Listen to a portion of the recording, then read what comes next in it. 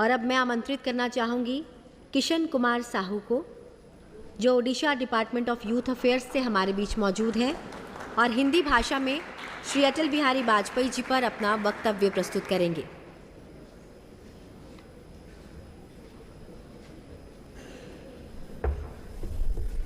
जम्बू दीपे भरतखंडे आर्यावर्ते भारतवर्षे जय जगन्नाथ। सर्वप्रथम अटल जी को नमन करता हूं और उन्हीं की पंक्तियों से प्रारंभ करना चाहूंगा कि भारत महज एक भूमि का टुकड़ा नहीं है, यह एक जीता जागता राष्ट्र पुरुष है। यह वंदन की धरती है, यह अभिनंदन की भूमि है, यह अर्पण की भूमि है, यह तर्पण की भूमि है। इसका बिंदु बिंदु हमारे लिए गंगा जल है, इसका कंकर कंकर हमारे लिए शंकर है।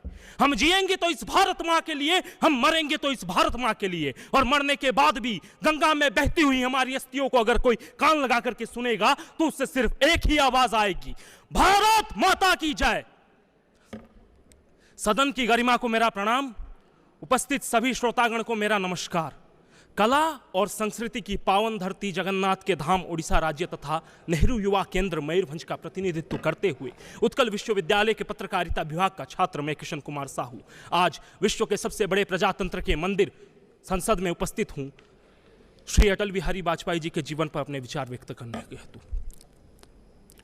मध्य प्रदेश के ग्वालियर में जन्मे वो परम पूजनीय श्री अटल बिहारी वाजपेयी जी, जिनके बारे में मैं जितना कहूं उतने शब्द कम है। एक ऐसा व्यक्तित्व जिसका विरोध विरोधी तक करने से हिचकिचाते थे। इस हिंद राष्ट्र के चट्टानशील प्रधानमंत्री जो केवल कहते नहीं थे बल्कि उस कार्य को उम्मीद से बढ़कर निपुणता के साथ करके दिखाते थे।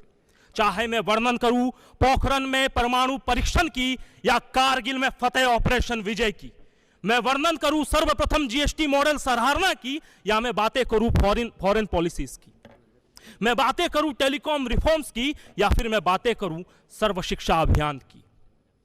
अटल जी अपने जीवन के प्रथम दौर में एक पत्रकार हुआ करते थे और राष्ट्र निर्माण में एक पत्रकार की भूमिका क्या होती है, इसका जीवंत उदाहरण श्री अटल बिहारी वाजपेयी जी थे।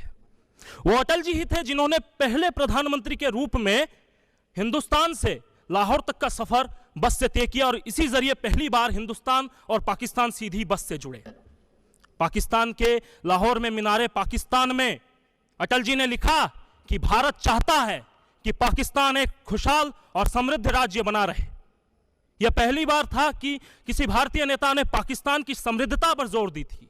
जी हां, वो महान विचारधारा वाले मर्यादा पुरुष अटल बिहारी वाजपेयी जी ही थे जिनका यह मानना था कि अपनी तरक्की के साथ दूसरों की भी तरक्की हो।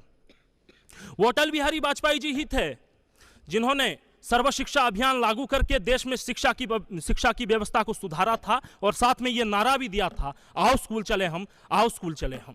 उसके बाद बच्चों का जो स्कूल छोड़ने का जो स्तर था उसमें 40% गिरावट आई थी।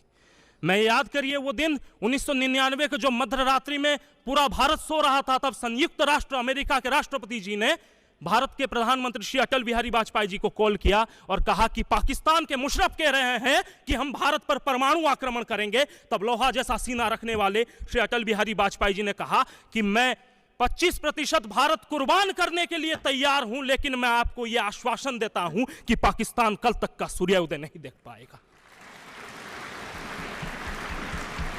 ऐसा लोहा जैसा सीना रखते थे श्री अटल बिहारी वाजपेयी जी।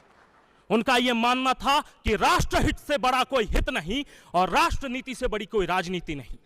उनका संसद का वो भाषण जो उन्होंने इसी लोकतंत्र के मंदिर में दिया था वो हमेशा यादगार रहेगा कि सत्ता का खेल तो चलता रहेगा, सरकारें आएंगी जाएंगी, पार्टियां बनेंगी बिगड़ेंगी, लेकिन ये देश रहना चाहिए, इस देश का लोकतंत्र रहना चाहिए।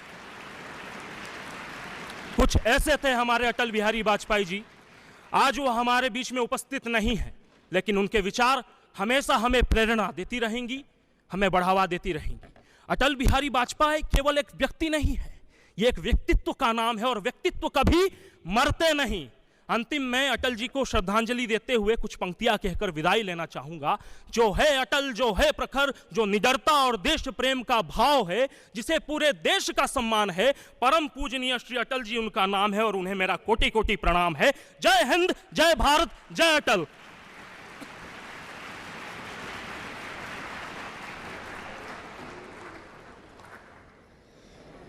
बहुत बहुत धन्यवाद किशन कुमार साहू। ऐसा लगा जैसे अटल जी का एक जोश आपने एक बार फिर से भर दिया। जिस तरीके से अटल जी सभा में जब भी कुछ कहते या भाषण सुनाते तो पूरी सभा गुंजायमान हो जाया करती थी।